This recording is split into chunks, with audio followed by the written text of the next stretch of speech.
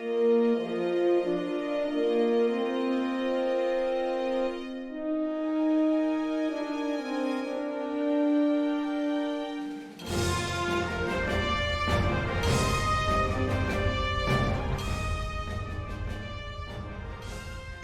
I could choose what our show would be about every single week, Jim, on Continuing Conversations, it would be giving aspiring writers nuggets that actually help them further their career. I know that these conversations have been so valuable to me in our network of writers and colleagues and our ever expanding universe, including the people we're inviting again on our show today as a continuation of last week. But I really, we serve a niche here with Star Trek Adventures and Captain's Log. We serve a niche, and I appreciate that.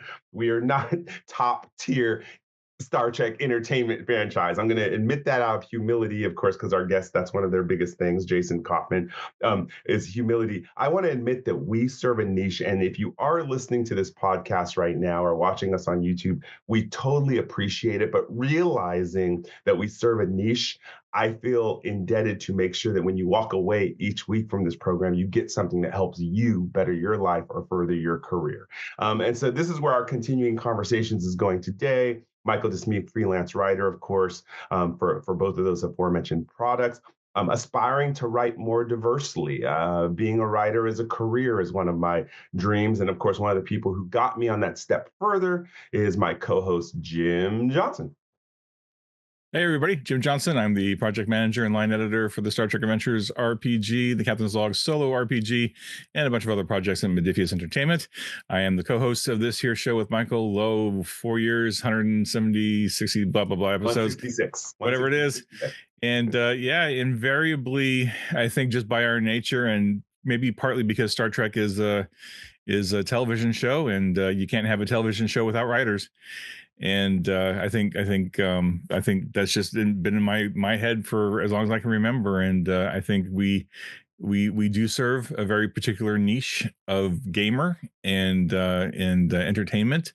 And Star Trek Adventures has been around for 8 years now. So I would not humbly, forgive me, Jason, say that we are leading in that respect in terms of Star Trek RPGing.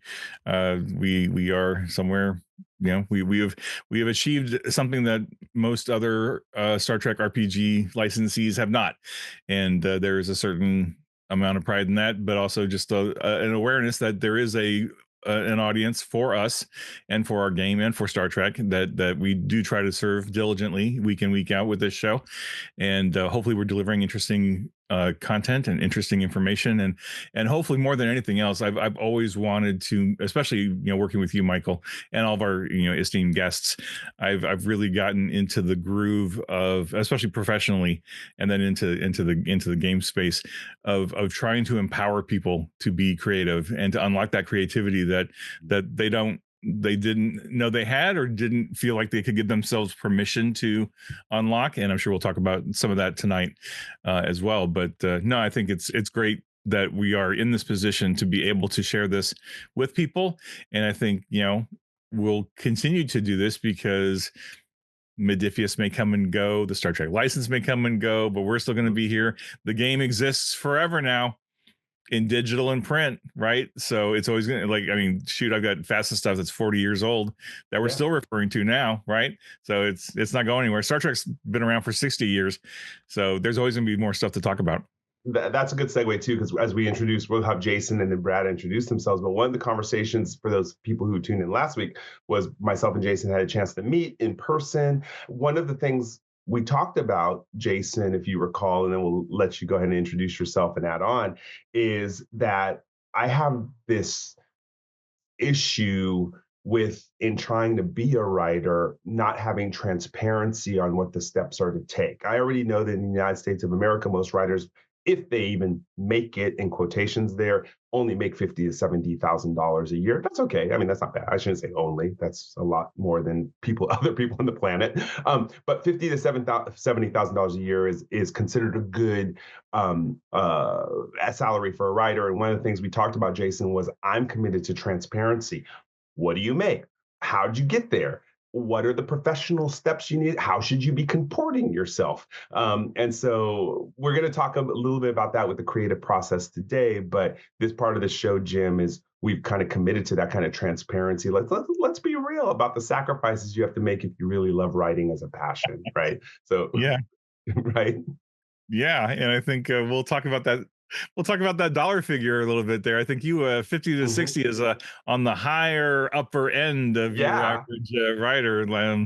I think you drop a zero off of that, and you get more into the realistic realm Oh of yeah, yeah. When you're yeah. starting out for sure. And yeah. Again, and I'm going to say this too. And again, we're going to then Jason, Brad will let you get into it because we Brad talks about this too. Is I think there comes a point in your life where you realize that you can have a job as a writer, which I do, where I get my main income from, that has nothing to do with what I rather be writing about, which is Star Mhm. Trek, right? But I am writing all day long. That's all I do, and I have to realize that that does help me practice my art for when I get the fun jobs that I really want. And so we will maybe add that as an extra question to the other questions we discussed before. Jason, introduce yourself and your take on what I said, and then we'll let Brad introduce himself.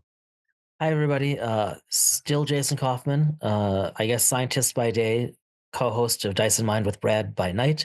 Although there's a lot of daily texting, which is a pleasant diversion from the other stuff. Um, yeah. It feels like just minutes ago we were recording last week, and I appreciate that. Um, I honestly, I'll just close with I appreciated being a little silly, I appreciated, Michael, when we chatted in person over lunch, your transparency about your wish for greater transparency, because that really, that as that processed over the rest of my trip, and then when I got home, that that really has stuck with me in terms of moving forward, taking a few more risks, honestly, with this next solo project. And I'm not in a hurry, right? I mean, like you said, we were talking before you pressed record about all being children of the '80s, right? I'm 50 years old. Life's been good to me overall, and I can take my time. Like, if whether it's writing or whatever, if it takes me a little longer to get to where I'd like to go, then so be it. And if I don't get there, then at least I tried it. And you have publications It that doesn't sit on your hurt, shelf. but I'm grateful, but we'll Yeah, see where it goes. Brad. Brad Browne, tech nerd by day, straight nerd by night, and whenever. Um, yeah, I think what's funny is I was doing some gaming writing thing last night, and it's funny you were talking about transparency, but um, the Divergent movies were on in the background, and it was at a point where they were in, and I don't know how many of you have watched those or if the listeners have, but they were in a point in one of the movies where they were at candor, and it was one of the actors said, "Thank you for your candor," and for some reason I heard that, and I'm like, you know, that's not something we hear often, ever these days. And I just, as soon as you were just saying that right now, it just reminded me of that phrase. How we just never say that to each other. We just, because there's, you just don't.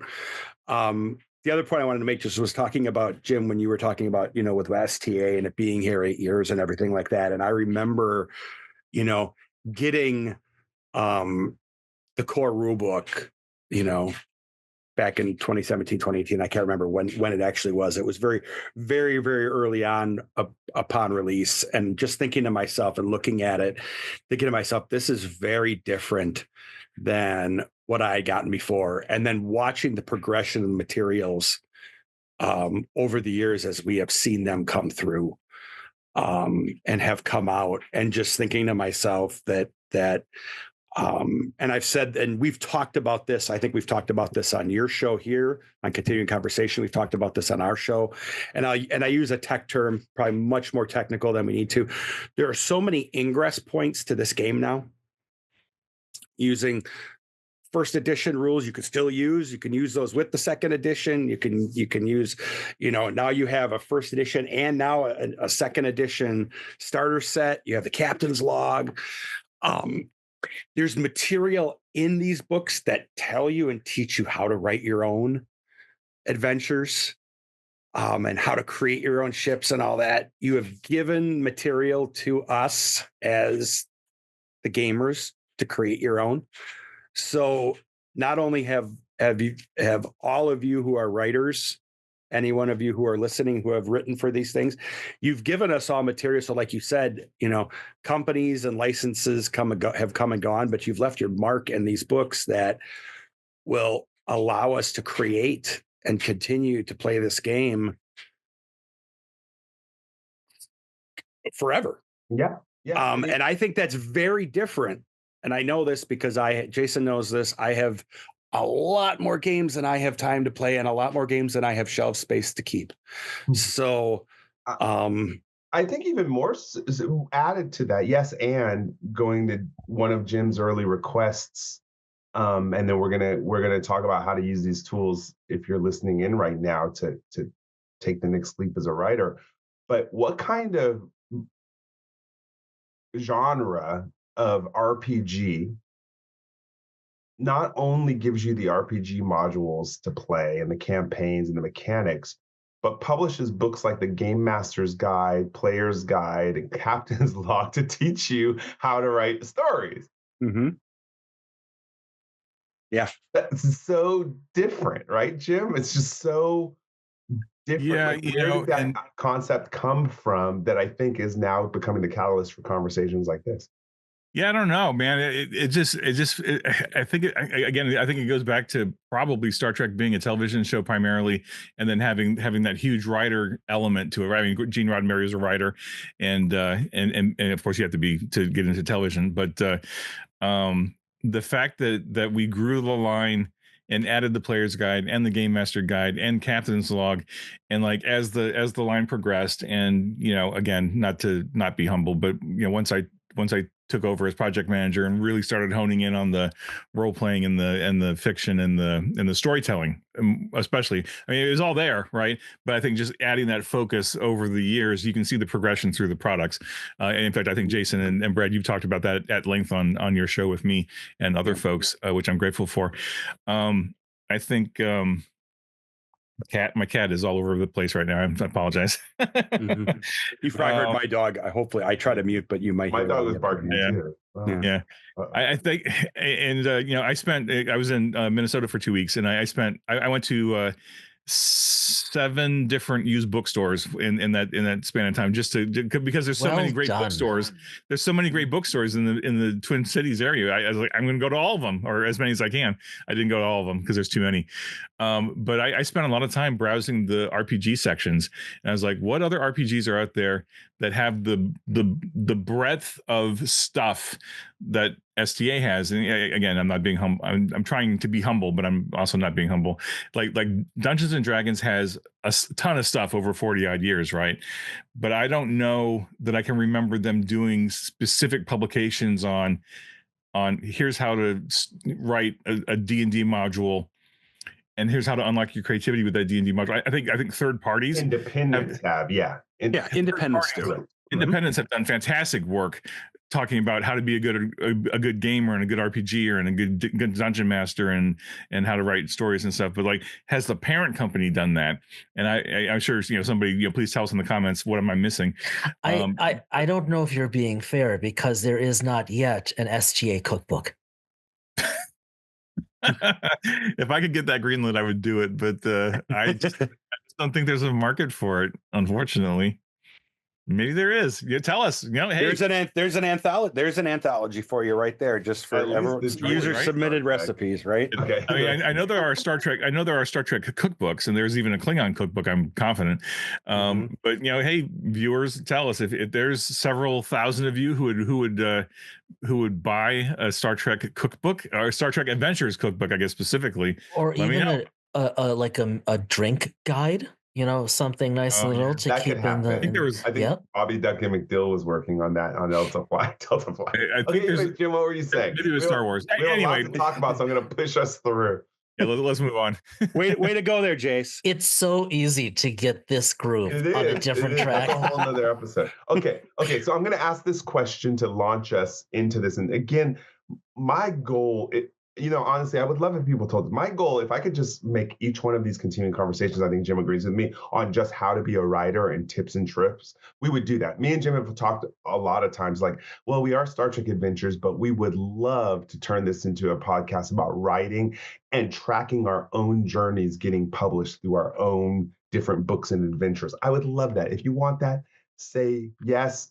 Tell us we should set up a Patreon. Maybe we would do that. Yes, But either set way, up a Patreon. right? You know what I mean on that. But because that then it's not Star Trek Adventures only, right? But my point is, here's the first question I'm going to ask. We'll go around. We'll go alphabetical order on this. So that'd be Brad, Jason, Jim. My question is, what was the moment you realized you wanted to create stories, and how was that initial spark evolved over time? And I'm trying to create resonance with the audience here so that we could create some synergy with this. Sorry I used the word synergy. I banned that in my corporation because they use it too much, but I'm going to use that here. But what was the moment you realized you wanted to create stories, and how was that initial spark evolved over time? So Brad. Well, I'm going to be the infant of the group. I'll just say, just from a well, no, I know why you're shaking your head, Chase, but I'm just going to say that in terms of publishing, I'm not at that point yet. But Jason knows. I don't think you need to be published to create stories. Let's be clear. No. I know that. All right. I know that. But what I'm saying is that Jason knows that I go deep down the rabbit hole when it goes to world building. And I have done that since I was very, very young. Going back to just where I would world build based off of a Risk board game. So for me, when Jason and I decided to experiment playing D&D, I literally built, we just for lack of a better term, I called it Homeland. And I have pages upon pages in OneNote with maps and stories around this, in effect, this, I'm just going to say planet, where we've started this adventure. It's still sitting out there in stasis mode should we ever go back to it. That's gorgeous. And I have the meteorology, I have the geography, the geology, I have all of this for it. It's really immersive. And in most recently, I've been doing this for a different role-playing system that I want to take him on an adventure on, and it's going to be a little bit different. So I've been deep down the rabbit hole doing this for GURPS, ironically. I love that. So you personally get a spark off world building. I mean, this just enthralls you, right? Oh yeah, I'll go and there's really nothing. There's all parts of it. I'll get into the geopolitical of the different. I love that. I'll get into the geography, the whole bit. Yeah. Okay. Jason, what was your moment you realized you wanted to create stories? What was the spark that evolved over time? It's such a hard question. It's such a good question. I actually I've shared this with very few people over the years. I have wanted to write, or had wanted to write, science fiction since elementary school. I think I got as far during a pullout program as writing 2 or 3 pages, and then I kind of puttered out. I absolutely love sci-fi. I agree 100% with you, Brett. I mean, we that in terms of the world building, I mean, I've had so many conversations, most of them with Brad, some of them with some other of our friends back home, on the galactopolitics of Star Trek, where those will go for hours, especially after Nemesis left us hanging.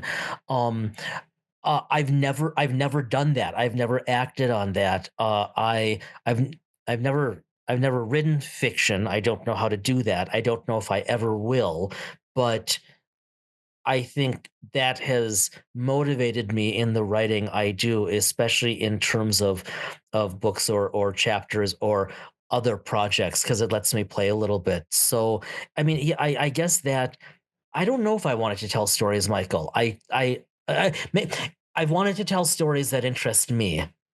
and I wanted to develop the worlds like Brad said. But and I don't know if that'll ever go anywhere, but it's lit the other stuff. Um Love it. Love yeah. it. Good. Jim, same question to you. Moment you realized you wanted to create stories. And Man. I can answer this, of course, about you, but initial spark evolved over time. But I want to hear it from you. Well, it's interesting when I was listening to Brad talking, it sparked a memory, and this is not something I really share with anyone, right? So I'll wear my heart on my sleeve and just be transparent, especially because we're trying to inspire people, right? And we're trying to connect with people who may not have the same life or advantages or disadvantages or whatever that we've had. Like I was in, I grew up in a military family, and we moved a lot when I was little, right? And as a result, even though I have a sister, like I was really lonely. I was always the new kid going to new schools or whatever, and of course this was the 70s and the early 80s, so I was kind of a latchkey kid too, right? We weren't encouraged to do extracurricular activities, and we, for the most part, we went to school, you came home, go to school, come home.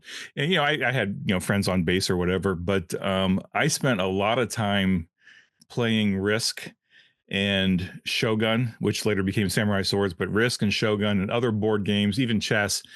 And I would play those games by myself, just working through the rules, and imagining, okay, what are these armies doing? Why are these armies crossing this river and going through this mountain stream and going through this mountain pass or whatever? And I would just in my head just tell little stories about what's happening on the battlefield with these things. And gradually in that same span of time, I discovered Star Trek, watching reruns on a little black and white TV, and being inspired by that story. Going into school, I really latched onto Shakespeare. I had really good teachers, and I'm really grateful for all the educators out there who know what they're doing, because your work is noticed, right? And that connected with me. And like, obviously, Shakespeare is one of the greatest writers that this world has ever seen. And so all that kind of soup got into my head.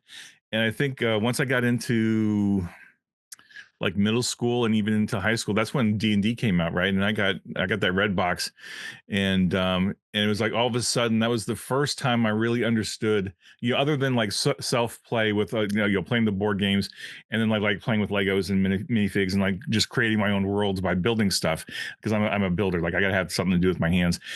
I think it was I think when D&D came out, that was the first time where I thought, oh, I can use this as a tool to tell a story in a different way than like playing with a board game or playing with Legos or playing with something else.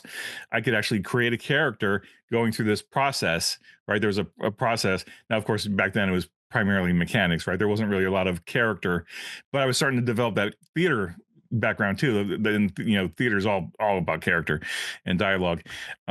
So I think it was getting exposed to Dungeons and Dragons is when I first really kind of unlocked, oh, I could start creating stories with this. And then that sprung board into going into school and taking literature courses and English classes, and being encouraged again by educators to write. Right. I think my first creative writing class, I didn't know what I was doing. I mean, it wasn't an elective, it was a requirement to get through high school. And I wrote a couple short stories, and I didn't know what the hell I was doing. But my teacher said, hey, you need to keep doing this. And then my high school counselor said, hey, I read your book report on Stonewall Jackson or whatever. This is really good. Have you considered doing more writing? And like, I mean, what kid gets encouraged to do that, right? I don't hear stories like that much. I mean, even 40 years ago, I didn't hear stories like that much, and especially now. I mean, heck, in my local town, we have a serious gang situation in our local high schools, and it blows my mind that we're having to deal with this. But anyway, all that being said, like for an educator and for a counselor to say, hey kid, hey snot-nosed 16-year-old kid, we see some talent here. You need to do something with. They were nurturing the. Of course, when you're a teenager, you don't generally appreciate that, and so certainly I did, and just with everything in my life. So being encouraged to do that is what really unlocked it. Like, so I had Star Trek, I had RPGs early on. fortunately there to support me, and I think that's part of what drives me to pour as much as I can into Star Trek Adventures. And fortunately, I've got all you guys to come with me, and everybody else in Star Trek Adventures who've been willing to come along to add on to it, because like I know everybody, like Aaron and Sarah and Kelly and Derek and everybody and Dayton, I mean everybody we've gotten involved are on that wavelength, right? And I'm just grateful that we are. I'm grateful that I am in a position to pay it forward, right? Mhm. Like I'm not a professional educator, but I know enough at this point in my stage in my life and my career that I can teach people certain things. And if I can find ways to encourage them to do what I did, like if I had a me 40 years ago, I'd be in a whole different world right now. But Well, maybe not. Maybe maybe not. because I don't know. You are still.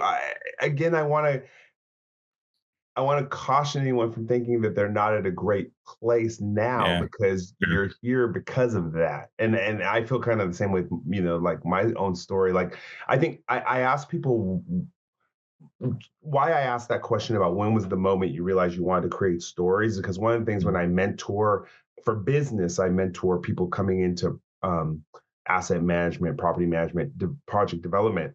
I first convince each one of these people I'm mentoring who are currently in college that they have a story, but they need to find out where that story started and what in, because later on in dark times you can actually call on that story in order to come forward and be like, wait a second, I'm going through it again. So that's why I asked that, because for people who are listening, some people are like, well, I don't have a story to tell. Yeah, you do. You just need to go find what that story is and what that inspiration is. We all have challenges, right? And keep evolving that over time. So for me, the reason I keep writing is because, to me, the more you learn and the more you take in, the more it actually inspires you to write, which is why I ask a lot of questions of people, especially people I admire, or actually I admire everyone.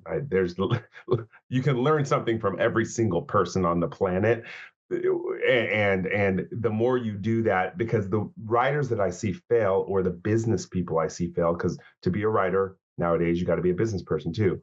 But the business people I see fail is because they really don't care about other people. They're only into themselves. They think they're brilliant. They don't understand why people don't get them. It's because you actually don't care enough about people. Focus on other people, they'll get you there, and so that's kind of like why I asked that question about where we started with our stories, because each one of you mentioned some sort of introspection that came about, or encouragement from other people.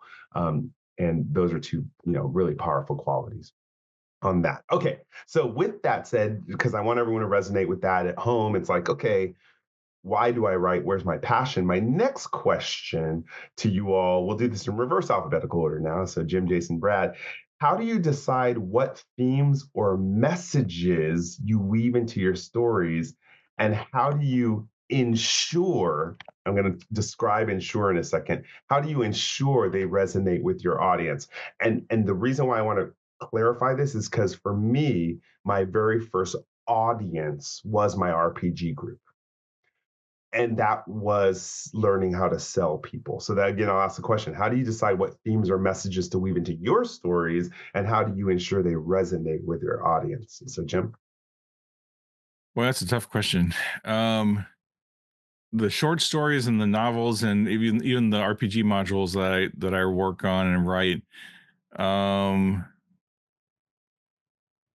think it's usually I don't know if it's a message necessarily, but there's certainly a theme or a plot point or some topic, right? There's something I want to explore. And I don't know that it is any really much more than that. I mean, I'll do an outline, or I'll do a thin outline, and hit the, I'll put down a kind of basically just a beat sheet, just so that I know what the mile markers are that I need to hit. I don't do a deep dive outline. I just try to. I need the signposts to get me there. But I think I start with the high concept, and then jump into it. As I'm writing, if I find places that need to reinforce the message, I'll go back through the manuscript and tighten it up a little bit as I go. I don't know that I really stop and think, oh, I want to write a story about X theme or Y topic or whatever, right? Like if I've got a good idea and a good character, I'll put them in a situation, start throwing rocks at them, see how they get out of it.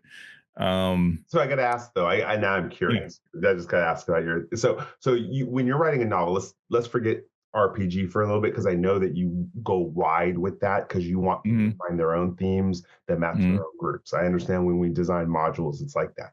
But when you're writing a novel or a piece, are you saying that you don't weave in something like you don't ever have that little feeling like I want to prove this. I want to get this point across, and hopefully the people who are really awake are going to get it. You don't do that.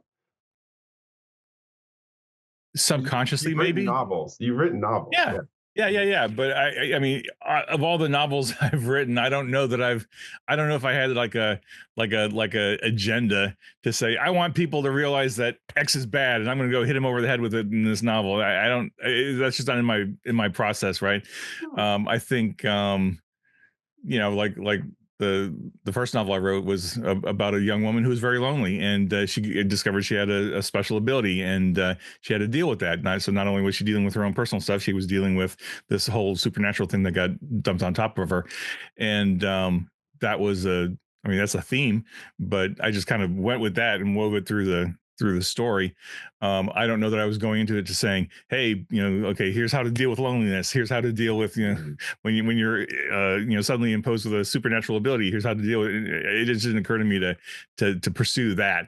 But you did address loneliness. You gave something absolutely to cling on to if they were lonely, and wove that into the whole story to try to bring it along. So yeah, I mean, I think, but whether that was a conscious decision going into it, I mean, to some extent it was, but like I wasn't trying to hit him over the head with it. It was like I knew. I mean, even in the initial outline, I was like, my character bio was, Rachel is a lonely young woman who blah blah blah blah blah, right. And so I baked that right into the very beginning character concept to say this is my role playing coming through too. Right? This is how I develop RPG characters.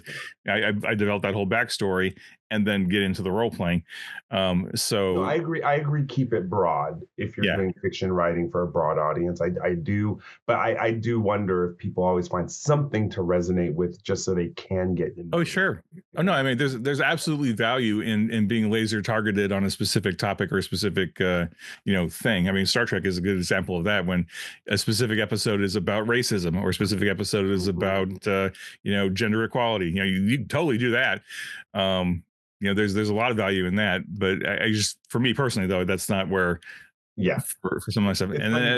It's funny you mentioned Star Trek, though, because some people will watch an episode of Star Trek with a social point and it will completely go over their heads because they just are not connected. And that's okay. I'm okay with that. Other people are like, oh, my goodness. So I want to let writers know it's okay if some people miss the point because some people just don't want to get it or they just don't have it's just not in their wheelhouse to whatever point, their cultural background is different. They're not going to get it. Yeah. Even though them not getting it is incomprehensible to some of us. Right. I know. Like, how could you not see that? How could you not know that? Yeah. But anyway, okay. Not sequitur. Jason, and then for the second half of the question, how do I ensure they resonate with my audience? I don't think I can answer that. I think like when I publish my stuff, it's out there in the ether. It's up to the readers to read it and decide what they want to do with it. I might read a review once in a while, but the reviews aren't for writers. The reviews are for readers. I mean, you could, as a writer, you could spend your time reading your reviews, but that's not really value add because there's literally nothing you can do about it. You're probably not going to learn anything meaningful from those reviews other than get personally, get your hackles up and say, oh, this person didn't understand it. They didn't like it, blah, blah, blah. And then, certainly as a writer, do not respond to reviews because that's just going to send you down a dark path that you're never going to recover from. So just remember, reviews are for readers, not for writers. Yeah. Anyway. Before we end this conversation, we're going to talk about the one, in my opinion, well, if it's controversial what I'm about to say, but we're going to talk about before the end of this, is that the one person to care about when they review their book is your editor. We'll talk about that in a second. From a business point of view. We'll talk about that. Yeah. All right, Jason. So how do you decide what themes or messages you weave into your stories? Knowing that you don't write a lot of fiction, but you do RPG. Yeah, thanks. I'm glad you said that because I was going to say I I think it has But to Jace, you've written a lot of really good stories for us when we've gamed. So don't ignore those when you our talk. audience. I don't ignore those. I appreciate that, Brad. I mean, I do have to kind of address this a bit obliquely because my writing tends to be so different than like what you guys. Michael's so excited, he's just spitting. He's like, can't even handle this anymore. Yeah.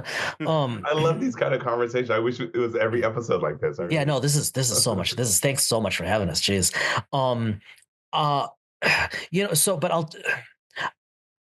a long time ago in a graduate program far, far away, actually Milwaukee, I had to write a paper, and the professor, who was in no way a nice man, and not really that good of a professor either, but he knew his stuff, and we were basically scared into all semester, you're going to write this massive paper, and it was pretty substantial, and it was for a psychology personality course, develop your own theory of personality, and it's like, sorry, what? And actually it was some of the most fun writing I had ever had up until I co-wrote the first book. But I had to discover that. But I bring this up because something he said has remained with me, kind of like what you were saying, Jim. Right, great teachers.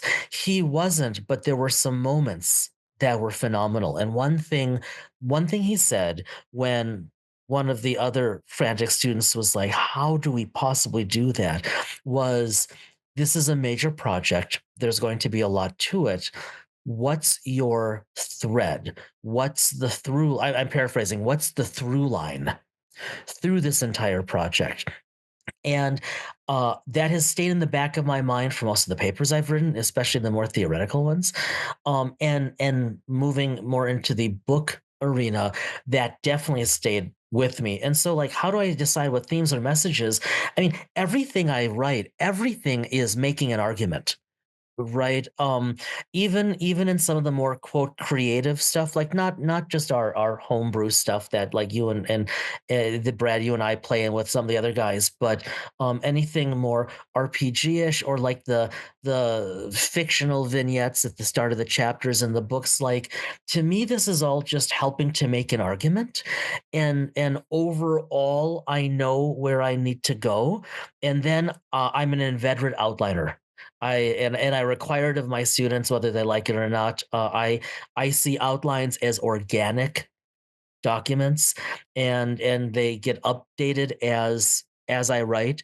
But I go from basic concept to then outlining, and I don't start again. My writing's different. It's not nearly as interesting or fun to read, but I don't put pen to paper, as it were, until I have a clear roadmap, and then as I move through it, I add detail, right? So like chapter to chapter, I have 2-3 levels of headings for each chapter, and then as I'm there, I just keep iterating. Okay, save that because that's my next go around question about that process. Okay, then I'll stop there. I want to talk about that because I think everyone has different processes, and so I think it's important for us to share that.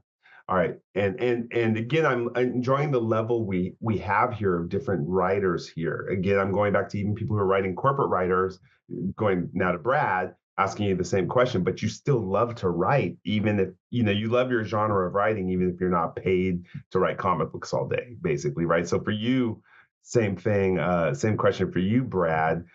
How do you decide what themes or messages resonate with you that you weave into your stories for your audience, even if it's an audience of one? Yeah, I'll even curveball a little bit. I think when it comes to like the internal like homebrew stuff, like if I'm homebrewing something, there are themes that I know, like will resonate, like if I'm gaming with Jason, I know there are ideas and things, that will create a laugh or will, whether it's something political, theological, economic, whatever the case is, I'll weave those in. something, there's something, Jason, I don't even know if Jason, you and I have even fully talked about this, so maybe I should not even bring it up. But, one of the things Jason and I talked about was me doing some additional writing, whether it's out on a Substack or something like that. So I've been working on outlines for doing that for about a week and a half. And so I won't get in deep into the outlining on that because of what you just talked about. But for me, you know, um, you know, I know that they're going to resonate just because and this sounds cocky, and I don't mean it to, but I do a lot of reading. I know what's going on. You know your corporate-wise. audience. I know. Yeah, thank you. I know what's going on corporate wise. I've followed what's been going on. Michael, you and I talked about this before we hit record. So there's subject matter in regards to what's going on in the tech world. Jim, you and I have talked about this. So there are things related to, what's going on, empathy and compassion in the workplace and all that type of thing. So, and I know that there are people that are hurting. I'm not going to talk about this. It's not a grand crusade or anything like that. Those are things that I know that are going to resonate with people. And so those are the themes that I'm focusing on because I know that, and my hope, I shouldn't say I know, I believe and I hope that they will resonate with people. Mm-hmm. As to how I ensure that they are going to, no way for me to know. Part of it for me, selfishly, is I think there will be some catharsis in me also being able to do some writing with this. Exactly. Yeah, you can say stuff that you may not say in real life sometimes, which is good, right? You pray that the person you wish would read it. I think we all do that as writers. With that, I also want to keep in mind, I tell people who are writing is history, news, politics can change the value of writing in 1 second. And I kind of think I'm just going to use a really broad sci-fi example here. Firefly, which was out before 9/11 hit. Like Firefly. All hail Firefly. This show was probably the best science fiction show to come out of the 2000s. I was looking forward to 7 years of amazingness. Then all of a sudden, those planes hit the Twin Towers, and people did not care about science fiction right now. They were very much into now. 24 takes off as a show. Firefly crashes as a show. And so you could be writing something that's resonating right now, still write it. It may come back later, right? So there's a lot of factors outside of what resonates with us or resonates with audiences, which is important to understand. But life kind of comes around, and then eventually something might come back that you put up on the shelf originally. Ask screenplay writers, it happens to them all the time, for stuff. All right. So with that, then let's go on to the next question about the creative process. Again, I would love to do 20 episodes on this because I teach project management in my work, and that is an 8-month class just for project management alone in a business setting. So there's no way in this podcast we're going to get into the nitty gritty of project management because writing a book is a project. Don't fool yourself. It is not just sit down, put words on paper, end of story. It's going to all of a sudden resurrect itself or levitate itself into the next genre, right? So especially, looking at what I've learned from working with Jim on projects like even an RPG, which isn't even a full story. You're just getting components to a story, right? So let me ask you what your creative process is when you start a new project. Jason, again, you've been working on this anthology. How do you overcome challenges like writer's block or self-doubt? So let's start with Jason on this one. How would you answer that question about your creative process? What's your creative process? Give people advice about that. So writer's block and self-doubt specifically? Well, look at again, your creative process when you start a new project, you started talking about outlining. How do you overcome challenges? Let's do the two separate questions. So first, what's your creative process? I give myself a lot of time to generate a project. I like I had said a few minutes ago, I tend to think about things really quickly. There are always exceptions. There are always exceptions. Of sometimes like small studies can be thrown together really quickly, right? Especially if it's low hanging kind of fruit logistically. But I tend to give myself a lot of time to think them through, and I don't. I've learned through trial and error and just trying to model what I've seen others do well of giving myself the time, giving myself the permission to let it percolate, to just think about the project and start noting. Like I I love digital and I love paper. Oh, you can't see this. And I love paper, and the rhodias are just right. It's got to be ideally the bright white, right? The Arctic with the gray grid. And I'm not kidding. I've got the small and the big one. And Jason, how many times Okay, have I'm you and gonna I choose. talked about the different types of pencils or pens and, Yeah. and you I'm know, Yep. gonna go even more simpler though, Jason. Now you're gonna see Michael in work mode. How I am with Yeah, these we really executives and team members. I'm gonna go into work mode with you real quick. What's your first step? Don't say anything. What's your very first step in your creative process? I start thinking. Say that again. I start thinking. Okay, that's fine. Thinking's fine, but if someone's to copy you, what are they thinking? Once I have enough to write down, I start to take notes, Okay. either notes or outlines. Okay, good. So you take what's the first thing you write down? Probably a working title for whatever the project's going to be. It helps to corral me. Okay, so for you it's a working title. Jim, Mhm. what's the first thing you write down? Or what's your very first step that someone could copy doing? Um, you want specific project, right? Because like I mean, like the very first, it's not even a step, it's just life, right? It's ingesting story, and it's ingesting ideas, and it's being exposed to the world, and like processing all that stuff, and like, okay, where does the ideas come from? But I think if I had to say what's my first step, it's writing down whatever high concepts in my head, whatever high concept hits me, right? I want to tell a story about a time traveling guy who's having some sort of problem. It may be vague, like whatever that initial high bing bang idea. It may be the dumbest idea I've ever had, but I don't Good. judge myself on it. I just write it down, Thank and you. I'll write it down, and I'll write it down, and I'll save it to a file. I've got a Scrivener. I use Scrivener on my computer. I've evolved from handwritten notes because I can't read my own handwriting anymore. That's the sad reality of getting old, and so I use Scrivener for everything now. Okay, And so that's so your first part there. Brad, I'm gonna ask high you. concept idea. Yeah. Okay, Brad, you did a chapter in the book. This is that you're doing with the book. What was your first thing? What was your launch point? opened up Word, wrote down, I guess, Jim, you call that high concept idea. I just say I wrote down the theme, in effect, summary sentence, Okay. what it Me, was. I start at the end. So, and this is good because I want to show the difference. I always Mhm. start my stories by saying, by the end of this story, this would have been revealed, or the characters will have accomplished this. So you don't That's where I start. even know who the characters are. Nope, I do not. You just come up with some ending to a story. Yeah, because I want the concept. I want by the time people are done, I'm like, I really want everyone to say, well, that was new. So I really want to get to the end of, well, that was new. At the Going back to your prior question, though, can I ask you, do you know, because of the theme or the message, do you kind of already know what that is, and that's kind of woven into Yeah. that? Is that what it is?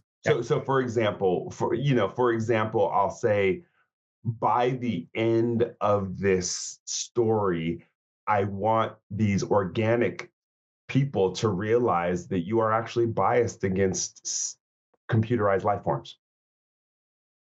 I want to take them, and then I have to go back and build. And we'll talk about it then. This will be my next question to you. Once I have that, then I go back and build the events. Jim calls them beats. I build the beats of how do I get them to realize this? And the reason why is because since they don't know the ending point, then the characters leading up into those beats are going to do what most humans do. Even if I'm writing aliens, they're going to, I realize only humans are reading my work. that they're going to have certain predispositions of biases, because I teach bias all day long in my work. It's all about bias, right? And it's like people fall into biases because that's what the norm is. And my job is by the end to show them, wow, because you played along these biases, you're actually the fool. It plays into a lot of different writing, right? Right. For me. But that's where I start. And I want people who are listening to this say there's different places to start. Some people want to start with the theme. I want to start with the point, the moral story, the conundrum. And I don't want to give the answer to it necessarily. I just want people to have a horrible experience going through it. I want them to have a hero's journey reading it like, oh God, I made a lot of assumptions. Now I'm an ass. But ultimately, when I hear you say that, I look at it and I'm like, to you, that's the end point. To me, I hear that as a theme. For me, the end point by you saying, I want them to hear that they are biased against artificial life forms. The theme is, there's a bias against artificial life forms. To me, that's kind of a theme in a way. It's just funny how, in effect, I could switch mine around by, I could switch it and do the same thing. It's funny how from our intellectual perspectives, we are looking at it. We could look at it from two different directions. Yeah. And I think what happens is, and again, let's just free form this because I want people to think about how you develop. Brandon Sanderson talks about this, and Jason, you were talking about this, and again, I encourage people to listen to Brandon Sanderson's free classes on YouTube. He makes the argument about whether the plot's more important or the characters, the journey, right, the evolution of those. And that really created a conundrum with me because I've just been privileged to finish my first novel. It's out there, it's going to do what it's going to do. But it was a story I started when I was 15 years old. So it's been 30 plus years in the making, right? And in the end, looking over those years, it wasn't the characters in the end that made the story. It was the problem that they all tackled from a different angle. And the drama that created. And so I kind of started at the end. I'm not going to reveal what that is because I want to have it produced one day. But that problem, I could take Donald Duck, I could take Scooby-Doo, I could take any of your RPG characters and throw them into the problem, and it would be a really interesting story. So I kind of start with that ending. By the end, these characters, I don't care who they are, have to deal with this reality. Maybe that's RPG that bred me of that, is bringing disparate people into a game and a module to have fun.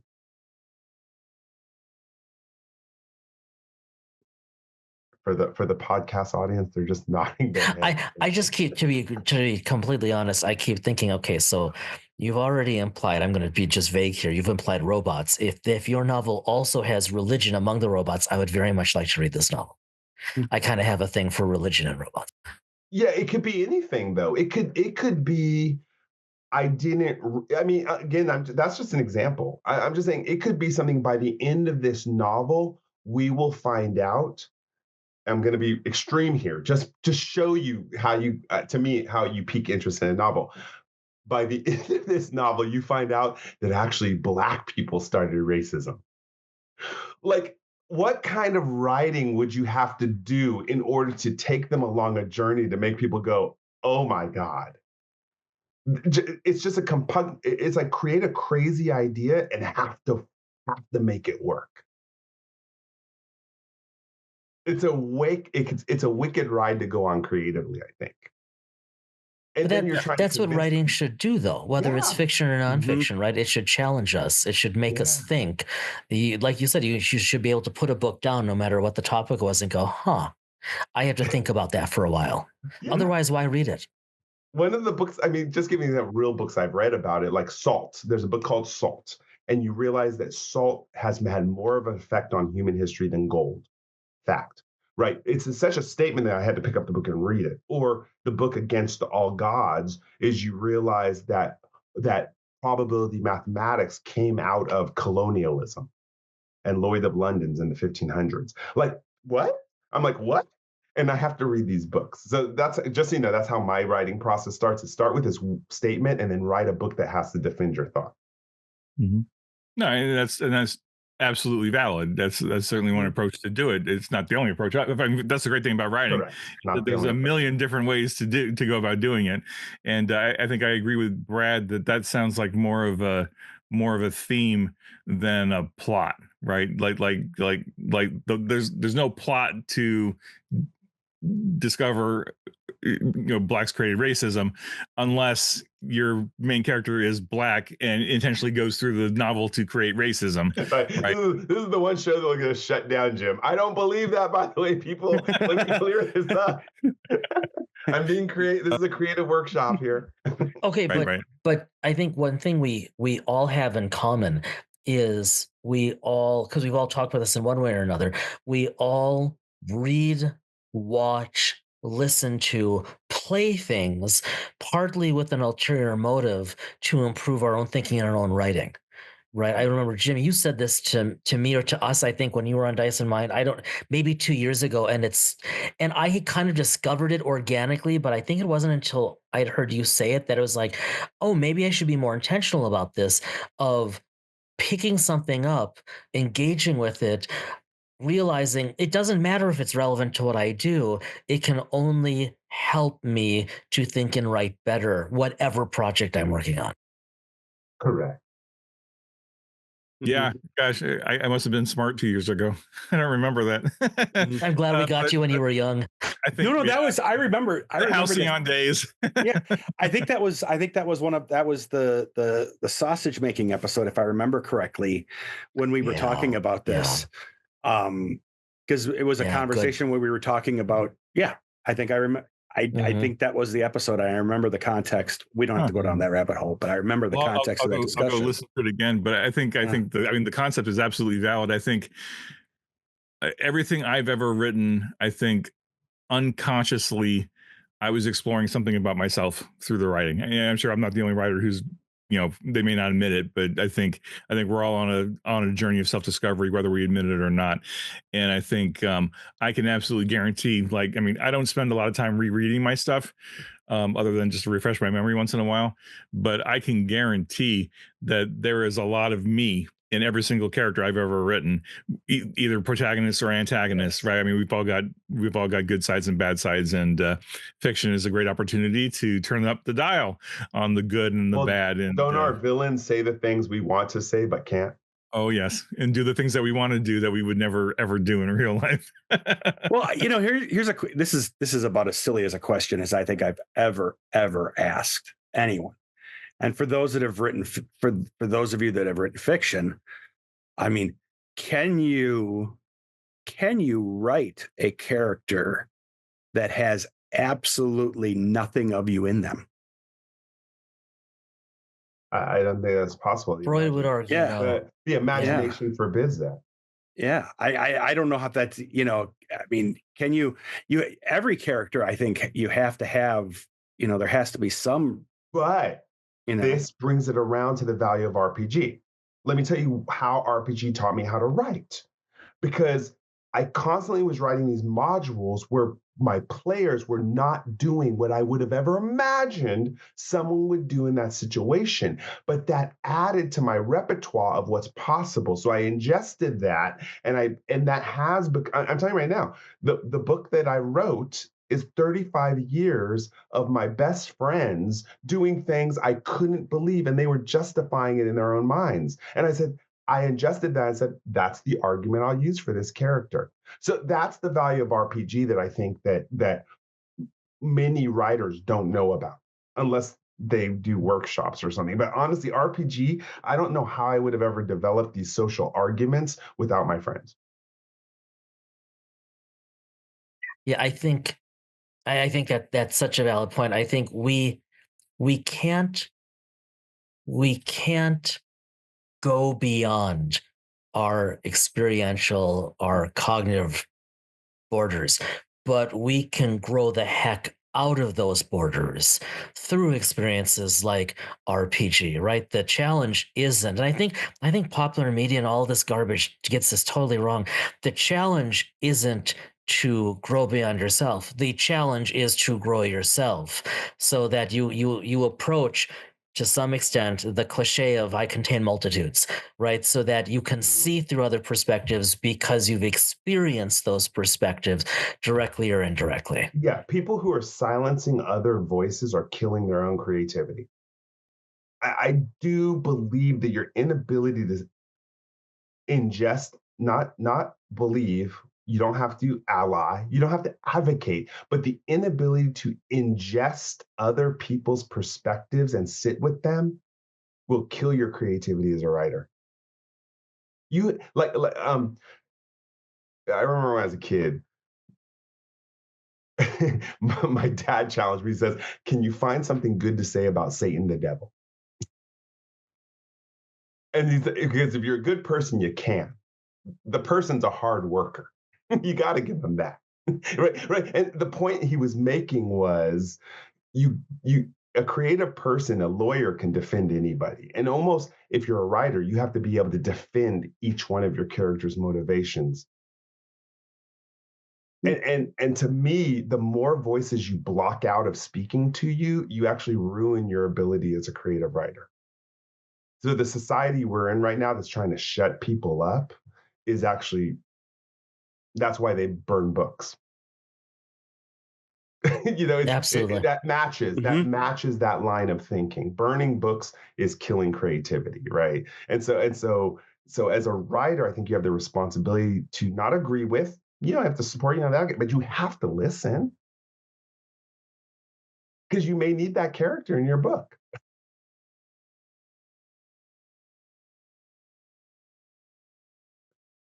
Well said. Yeah. I mean, I don't think we want to go there, but I think, as a writer, not only do you need to listen, but you need to let your voice be heard, right? If you're seeing things in the world, I mean, not speaking specifically about injustices or whatever, but and go speak out. I mean, certainly speak out, but if you're seeing things and you want to explore those things in your writing, then go be writing it, right? Don't just sit back and think, oh gosh, somebody should write a story about that. Go do it. Go do it. This is the absolute golden age to be a writer, to get your voice heard. Not even talking about making money or being an influencer or whatever. Like, if you want to tell a story and you want to get it in front of people, this is the absolute easiest time in the universe to do that, right? There are so many venues to get your story out there, whether it's for free or for profit or whatever.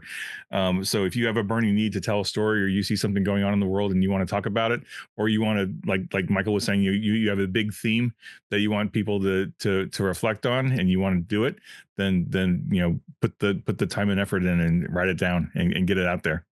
I think part of the challenge to that is sometimes having to convince oneself one actually has something to say. Like, even you don't even have to believe that so much as just accept it on face value of I've got something to say. Someone somewhere is going to want to read it, want to hear it, want to play in it.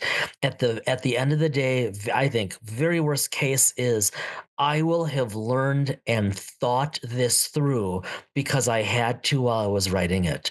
But I think sometimes you just have to, especially in nonfiction, you just have to convince yourself, I'm just going to lie to myself, worst case, and I have something to say. It's worth putting out there. Worst case is I'm wrong. Go and do it. Well, I'm glad you said that, because that answers the part about self-doubt. Like, what if you self-doubt what you're writing? And I think a lot, again, I sometimes have to correct myself because I am interested in people. Like, I'm fortunate to have a very diverse crowd of people I hang with, whether it's, sorry, I'm in Silicon Valley, multimillionaires who are friends, all the way to people who are on food stamps because they're deaf. And so it's hard to find a job, and they don't know English as a language, and they're good friends of mine. So I have a full range of people, and they're at my house at the same time eating dinner, and that makes it so that when it comes to self-doubt, it's like, wait, I'm interested in their story. Maybe someone's interested in my story. Maybe. right? And I have to correct myself sometimes because I bore myself sometimes. But I think for those writers out there who are questioning yourself, and this will segue into our final question, is don't edit yourself. And I'm going to pass it over to Jim because he always has a statement that his editor had said to him at some point. So, Jim, I'll let you take it. And then how do we apply that about not editing ourselves? Jim? Gosh, I really want to unpack self-doubt. But yeah, I think, and I think not editing yourself is a big piece of it, right? Because that's certainly self-doubt, right? If you write a thing, but you don't send it to an editor, you're basically doing that editor's job for them, right? You are self rejecting yourself, and you shouldn't be doing that. Let the editor do that, right? Let the editor do you do your job and write the story, and then and the novel or whatever you're writing, and get it out there. And then let the reader or the editor or whoever react to it, right? They may reject it. They may say, oh, this I bought this book, it wasn't for me, that's fine. But I think that self-doubt, because like I think for a lot of writers, they don't even get to that step, right? They don't even get to the step of sending it out. They either get blocked because they have an idea and they don't write it down because they have self-doubt. Oh, I'm not good enough to write this story. I'm not creative. I don't have a good idea. I may be I may create ideas, but I'm not good enough to write it down. I'm afraid to write it down. I mean, whatever it is, I think ultimately self-doubt, fear is where it comes from. There's a fear. Everybody's afraid of something, right? But I think writers especially, and I think we're conditioned because there are so many myths out there about writing that have just been around for hundreds of years, and they just don't go away. No matter how many times you try to convince people that they're not there, that they're just there. It's like, and it's not just, do you use a semicolon or a colon, or do you use the Oxford comma or not? It's just like basic fundamental stuff. You always, Jim, use the Oxford comma. Sorry. I do, because that's the way of things. Correct. That's an academic rule. It was meant to suppress. It's like this silverware is the on the way. table. It's like how to pick up your silverware. That was all elitism. This is the way. It's not elitism. It's good punctuation. It's a tool for clarity. That's all it is. It's not elitism. It's being very, very cool. This is a digression. Anyway, so I think as a writer, one of the hardest things I had to get over was that self-doubt, right? And I think every writer, you have to have just a little bit of ego to say, I'm telling a story that I think is worth sharing, right? I mean, you may be just writing it for yourself, and absolutely you should be writing everything for yourself first, because you are always going to be your biggest fan. There is no one on this planet who's going to be a bigger fan than you of your own work. Hate to say it. You might get a publisher, you might get an editor, you might get an agent, you might get a super fan. They are never going to be as big of a fan of your work as you are. You have to be your biggest fan, because if you're not your biggest fan of your own work, then don't do it, because you can't let that self-doubt eat you up, and you write something and you publish it and you think it sucks, but someone says, oh no, this is great, because you're never going to believe them, right? You can tell somebody until you're blue in the face that their work is awesome, but if they don't believe it themselves, then you're just wasting your time. Anyway, where am I going with this? Well, self-doubt. Self-doubt.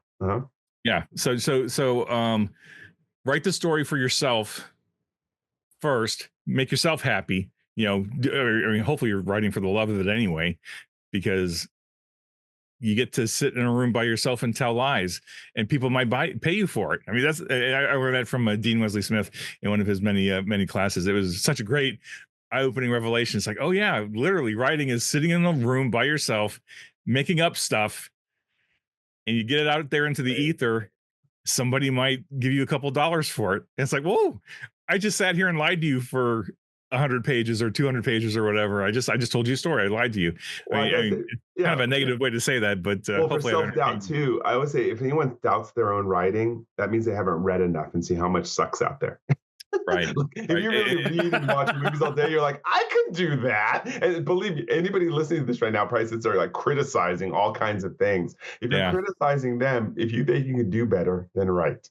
Yeah, and seriously, do what I did and go to a used bookstore. You don't have to go to 7 in the course of a trip. Go to one used bookstore and just look at the thousands and thousands and thousands of books that are in that store, and know that a writer wrote every single one of them and got published and is now out there in the ether. I mean, there are millions of books out there, millions of short stories out there. There's so much story out there. No one can possibly read it all. And just, if nothing else, have the confidence that if Jane Smith down the street got something published, literally, I mean, anybody can be published, especially now, because you can self-publish and there's really you get direct access to your readers, which is great.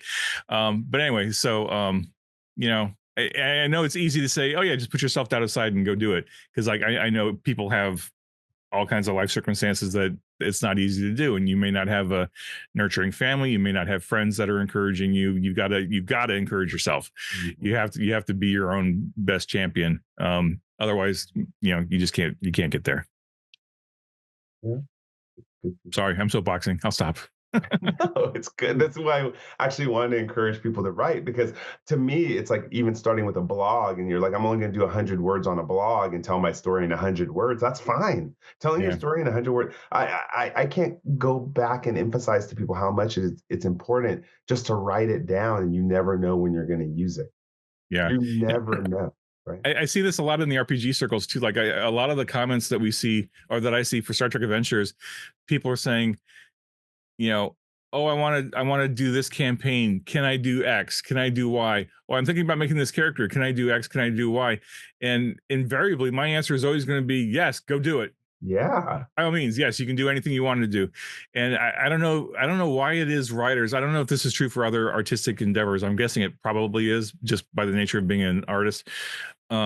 But like, if you're listening to us and you're a prospective writer or creator or something, and you need someone to give you permission to do something, do it. You have my permission. Go exactly.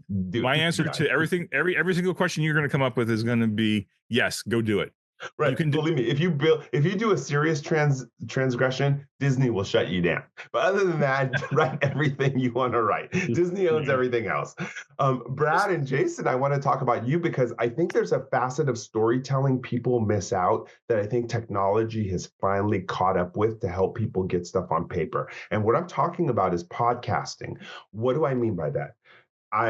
I risk to say, without having any data on me right now, that the majority of human history that has been translated in story is oral history.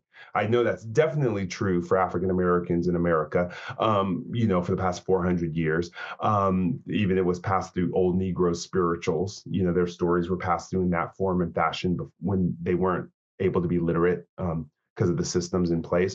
But I think now podcasting, where people are more comfortable telling their stories orally, and with the advent of AI, where you can actually take your podcast transcript and get it into book form using AI, is another form of storytelling that people need to realize is active. So if you're comfortable talking your stories out, technology is helping you at this point. So I find, Jason and Brad, I view you both as storytellers on a weekly basis with your podcast. What's your feedback on that? There's nothing about our story that's worth telling. Yeah, I figure if I wait, Brad's going to have a better answer than I. No. I would tend to agree with that, but no. Go ahead, Jason. I go. I think the reason it's funny because Jason and I looked for ways, just because we lived professionally in different worlds. And we look for ways to collaborate on something for the better part of almost 30 years before we found a way to do this. And the link was, in effect, to start was games before the podcast kind of turned into what it became, and really was talking with creatives and everything like that. And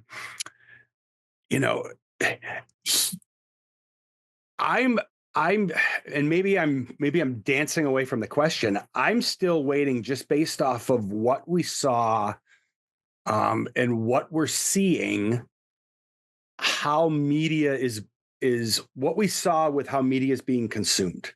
generationally? You know, how did that affect? And I don't want to, and I'm not trying to get political, but, you know, people talking about how did that affect the election?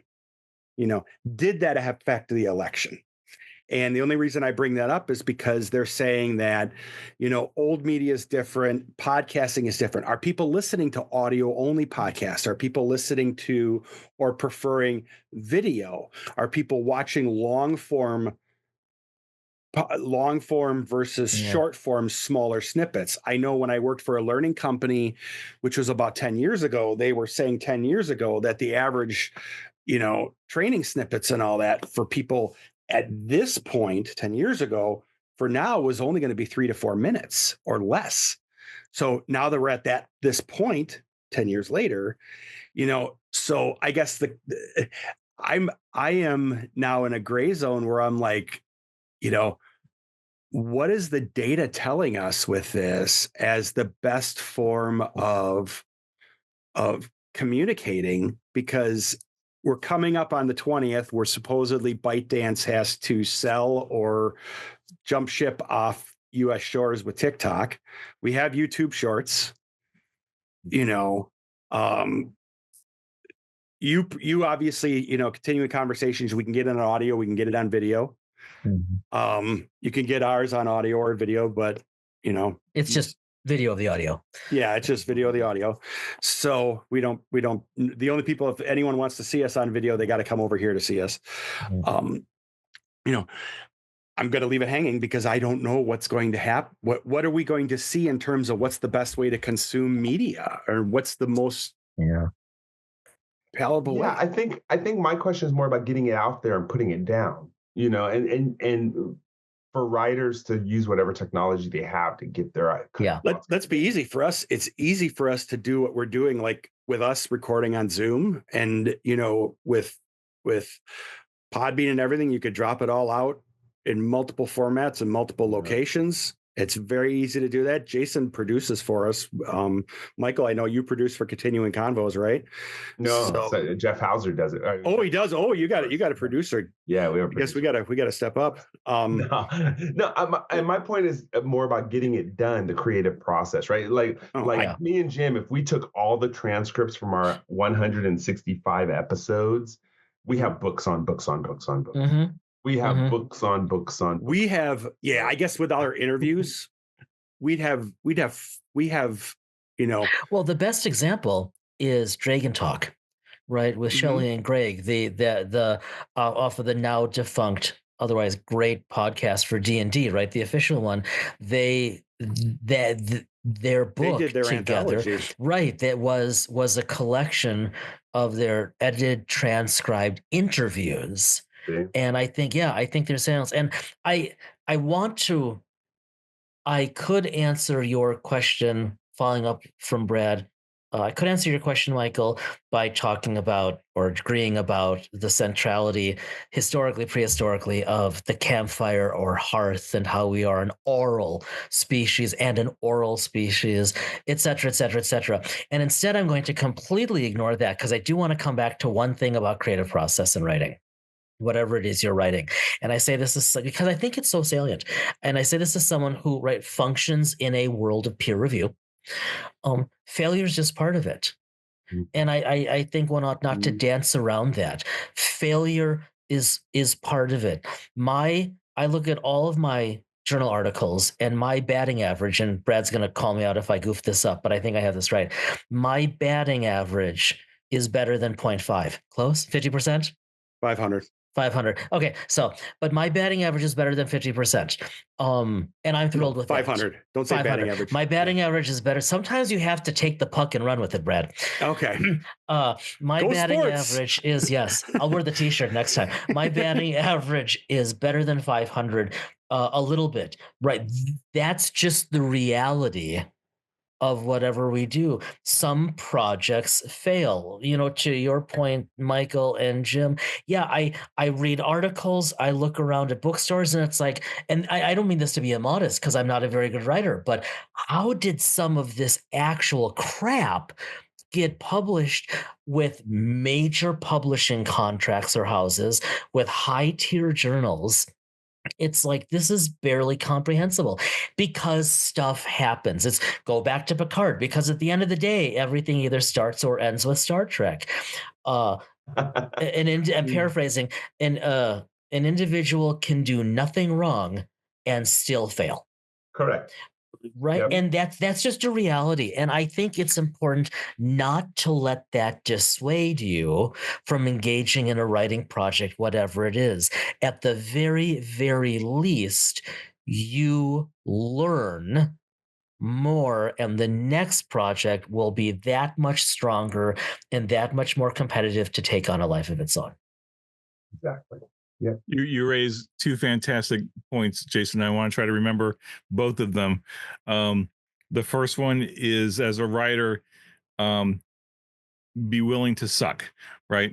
Like, don't feel bad about it, right? And I think about two of the writer mentors I've had in the past. Holly Lale, fantasy writer. She had an article on her website. It's probably still out there. Write suckatudinously. Be willing to write really, really bad, because it's okay, because you're going to learn. You're not going to learn, but you have the opportunity to learn. So go, and folks, you can Google this or use your favorite search engine. Write suckatudinously, and it's spelled like it sounds. And then Dean Wesley Smith, I think he wrote a book, but he also has a bunch of blog posts about dare to be bad. Like, just be willing to just write. Like get it out of your head, get it on paper. It doesn't have to be pretty. It doesn't have to be deathless prose. It's just, you got to get it on paper before you can edit it, right? But give yourself permission to not write perfect, right? There is no perfect anything except JC. Dare to be bad, write suckatudinously, and like Jason said, and then the next part is always be learning. The old what's the Alec Baldwin salesman movie? I just drew a blank. Where he's always be selling, always be learning. Is it Death of a Salesman? I don't remember. Anyway, always be learning. So, like, write a story, even if it's crap, you're going to learn something going through that process of writing it and discovering it. And take a writing course, read in and out of your genres, especially out of your genres, because you never know where that next nugget of insight's going to come from. I was literally, Jason, I think I told you this. I was at that Barnes and Noble with you the other day, chatting with you, and I had a Barnes and Noble gift card burning a hole in my pocket, just waiting to be bought. And I roamed the stacks, and I couldn't really find anything. And I was like, okay, well, I'm going to go to my go-to. I went to the writing section, where they have all the writing advice books, and I looked at it was a very sad, very small 2-shelf section of the store. I mean, it's so sad that it's been reduced to that at this point, getting around all the tchotchkes and non-book stuff that they sell now, which is so sad. But I went through, they had maybe 30 different craft books, of which I've read or have consumed like most of them. But I found one. It was Save the Cat Writes a Novel. And I was like, oh, I haven't seen this one yet. So I bought it with the card. And I was like, I'm going to buy this because even though I know the concepts from Save the Cat from all this screenwriting books that we've already talked about at length on other shows, I thought there was probably going to be a couple of nuggets of gold in there somewhere that I can use. And sure enough, I was sitting on the plane coming home, had my highlighter in hand, and I was like, oh, that's worth keeping. That's worth keeping. That's worth keeping. So you never know where your next, craft idea is going to come from. So be open to everything. Talk to writers, talk to other writers, talk to non-writers, talk to readers. I'll stop. Yeah. That's where you just went back where you were talking before, Michael. You never know where you never stop learning. Exactly. Yeah. And you will learn even from points of view that you won't agree with. Yeah. I always tell people, I remember once we'll close with this and then we'll go to our gratitude and close out. Yeah. I was hired, I was brought in as a consultant for another company to talk about creating a sense of belonging at one's company, right? I'm not going to use the word DEI because I think, as I thought it would be back in 2018, it's been politicized, the term DEI, so I don't use that term. It's about making people feel like they belong. Does anyone disagree with that? No? Okay, good. Okay, so everyone deserves to belong. And I remember I had told this group of executives from Middle America who all did look the same and had a similar background. I said, don't even try to bring belonging into your work if I come and fly out to you this weekend, to your house, to your family dinner, and see everyone who looks like you. And my point in that is that you can't teach anything unless you have a diverse set of people around you. And so as a writer, it's the same thing. You really want to be a good writer. If everyone agrees with you, that's a problem. If everyone looks like you and has the same background, that's a problem, unless you're only selling to them. And that's okay too. If that's your niche market, you only want to sell to people who agree with you and look like you, go for it. You'll be really successful. But if you're really just looking to be a great writer and touch people who you didn't think you could touch, you have to have a diverse set of people you talk to. And that's going to teach you how to approach your projects from different ways. You're going to find different people who have the same brain set as you. It's going to help you get over writer's block because different people have different tools. It's going to help you get over self-doubt because people have had similar challenges to you from different walks of life. All the things we're talking about right today, right? And that really is what the conversation to me is. Self-growth and professional growth as a writer is being able to, as we do on this program, as I know Jason and Brad, you do on your Dyson Mind, is bringing people in who we've not heard from before and how they got and did what they did. And so, hopefully, like I said, me and Jim, we hope that we grow this podcast, continuing conversations, into something where people look back and say, wow, you know what? Every time I listen to it, I become a better writer. And we're only going to do that by offering new ideas all the time and different concepts as to what you could use, gems like that. All right, so let's do gratitude, because again, with Jason and Brad and Jim and me, we can go on for 24 hours straight. One day we'll do a charity marathon. We'll earn $1 million for kids and literacy. Okay? Podcastathon? We'll put that in the universe. We'll do an hour-long, a day-long thing, invite all our writer friends and get $1 million for kids and literacy. I would do that. Wouldn't that be amazing? I would be up for that. That would be cool. I'd be so down for that. That's a no-brainer. Yes, anybody who wants to help us with that. Okay, so for gratitude, I'm actually going to give gratitude to a lot of amazing podcasts that I listen to, including Dyson Mind. There's another one I listen to with Mike Birbiglia. If none of you have ever heard of this individual, Mike Birbiglia, he's a comedian and writer. He is, in my opinion, as creative as Dave Chappelle when it comes to social commentary. He's not as vulgar as Dave Chappelle, which is why I really like him. But if you have never heard of Mike Birbiglia, he has a podcast on writing and how to create jokes. He's about 140, 150 episodes in. But if you want to really learn how to write and the concept of beats in writing, go to Mike Birbiglia. You can also look him up on Netflix and see some of the most hilarious storytelling you're ever going to see. So I want to thank the podcast people who, many of them who are starting off, not making any money doing it, but they're just sharing their knowledge. Just appreciating that. Of course, Dyson Mind is one of my regular listen tos. So anything like that, people expand your knowledge, sign up to podcasts for people you may have never known or have a chance of meeting and who do not have your lifestyle, just so that you can expand your brain. All right, let's go Brad, Jason, and Jim to close it. Oh, I knew you were going to make me go next. Oh, goodness. Boy, as we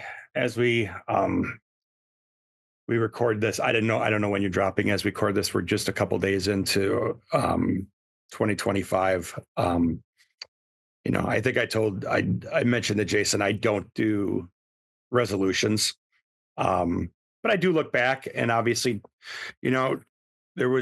there were good pieces to 2024. There were challenging pieces to 2024, but I'm grateful to every one of you that I'm online here with now, meeting. You've become great friends and great colleagues through these couple of years that we've been able to connect. To everyone who listens to us on Dyson Mind. And the one thing I will say is I'm grateful for all of you who struggled through the holidays and made it. You made it through the holiday season. I know for many that it was a challenge for whatever reasons that they were. But we're now in 2025. Don't look back, look ahead. We have a new year come. It's a new year. Yes, we might have some challenges coming just yet this month, but don't let it get you down.